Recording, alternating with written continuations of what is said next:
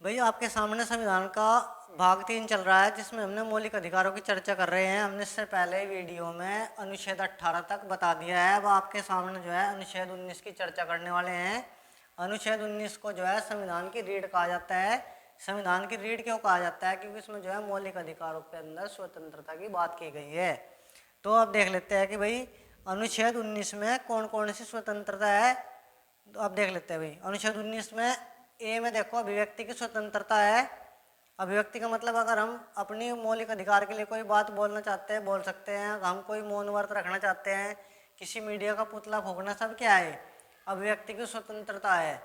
और इसके बाद अगर हम कोई बात बोल सकते हैं तो अनुच्छेद 19 के अंदर यह है, कोई बात हम पूछ भी सकते हैं, यानी आरटीआई के द्वारा। आरटीआई की फुल होती है राइट टू इन्फॉर्मेशन, यानी 2005 में सूचना का अधिकार आया था।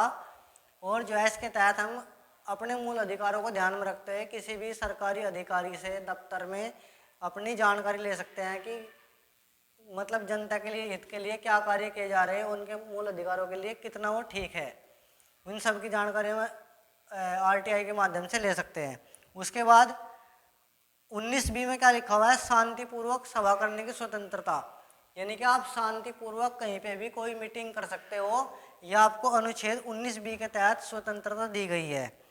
19C कहता है संगठन बनाने की स्वतंत्रता, यानी कि आप जो है कोई भी संगठन तैयार कर सकते हो, यानी कोई भी संगठन बना सकते हो। जैसे आज के टाइम में बहुत सारे संगठन चल रहे हैं, तो उस तरह से कोई भी आप संगठन नया बना सकते हो अनुच्छेद 19C में। 19D क्या कहता है? आवागमन की स्वतंत्रता, यानी कि आप देश के किसी भी स्थान में आ जा सकते हो। अगर आप मान लो यूपी के रहने वाले हो तो भारत के किसी भी राज्य में आप आवागमन कर सकते हो।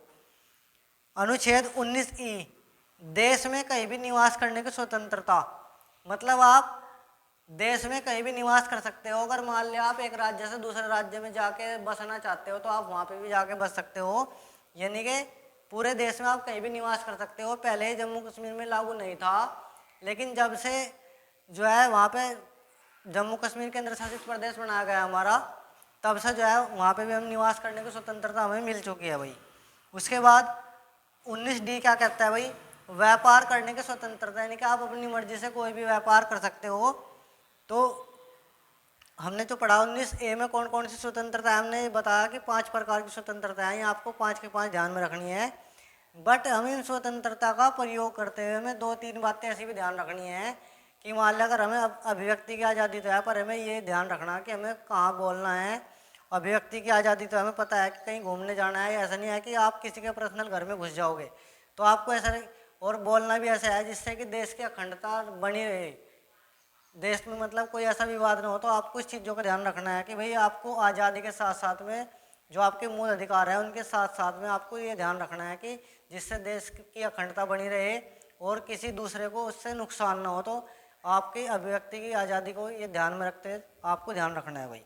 उसके बाद अनुच्छेद 20 दोष सिद्धि के संबंध में संरक्षण, मतलब क्या है कि अगर मान ले दोष सिद्ध हो जाता है तो उसके संबंध में हम क्या संरक्षण कर सकते हैं। नंबर 1 क्या है कि भाई अपराध करने के समय जो कानून है उसी के तहत सजा दी जाएगी। मान लीजिए कि आज किसी को थप्पड़ मारने की सजा 1000 रुपये है और उसी के तहत आज उस पर 1000 रुपये का जुर्माना लगाया जाएगा। ऐसा नहीं होगा कि कल उसके थप्पड़ मारने की सजा फांसी होगी तो उसे फांसी दे दी जाएगी, ऐसा बिल्कुल नहीं होने का। यानी कि यही कहता है कि अगर अपराध के टाइम पे जो कानून था उसी के तहत सजा मिलेगी, ना तो उससे पहले वाले कानून के अकॉर्डिंग मिलेगी ना उसके बाद के। दूसरी बात क्या लिखी हुई है इसमें भाई? एक अपराध के लिए एक सजा, मतलब क्या है कि अगर मान लिया आपने एक अपराध किया है तो उसके लिए एक सजा मिलेगी, और अगर आपने दूसरा अपराध कर दिया तो उसके लिए अलग से सजा मिलेगी। उसके बाद तीसरी बात क्या लिखी है इसमें? खुद के विरुद्ध न्यायालय में गवाही देने के लिए बाध्य नहीं कर सकते, मतलब हम किसी के ऊपर ये फोर्स नहीं डाल सकते कि आप खुद के विरुद्ध न्यायालय में गवाही दो कि मैं दोषी हूँ, ऐसा बिल्कुल नहीं कर सकते। तो इसलिए अनुच्छेद 20 है दोष सिद्धि के संबंध में संरक्षण, यानी कि दोष सिद्ध होने के बाद में हम क्या क्या बचाव कर सकते हैं भाई। तो आज जो है इस वीडियो में अनुच्छेद 20 तक इतना ही। उसके बाद हम नेक्स्ट वीडियो लेकर आऊँगा, आपको भाग 3 पूरा पढ़ाएंगे भाई अब संविधान का। तो बस आज इतना ही।